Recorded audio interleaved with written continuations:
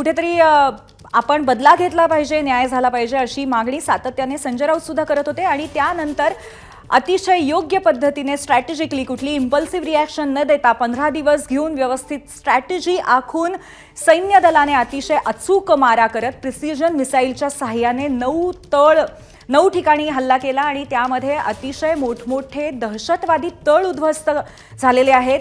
महत्त्वाच्या main headquarters लष्कर-ए Taiba, Jaish-e-Mohammed आणि त्याचबरोबर हिजबुल मुजाहिदीनच्या उद्ध्वस्त झालेले आहेत. आपण त्याची दृश्य बघतोय की किती मोठ्या प्रमाणावरती हा इम्पॅक्ट होता, किती नीट पद्धतीने प्लॅनिंग करून आणि आपलं टार्गेट किती व्यवस्थित ठरवून अशा पद्धतीने हा हल्ला करण्यात आलेला होता. आणि जे म्हटलेलं होतं पंतप्रधानांनी की काश्मीरवरचा पहलगाममधला हल्ला हा आत्म्यावरचा हल्ला आहे आपल्या, आणि या आत्म्यावरच्या हल्ल्याचा हा बदला किंवा त्याचा जो न्याय कुठेतरी आज झालेला आहे त्याच्यामध्ये कुठली कमी सैन्य दलाने सोडलेली नाहीये.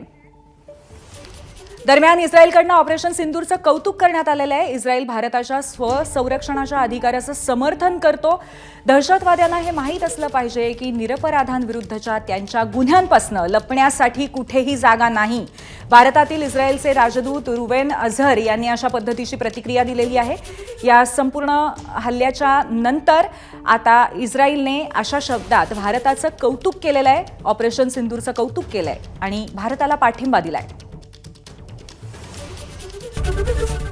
एबीपी माझा, उघडा डोळे बघा नीट.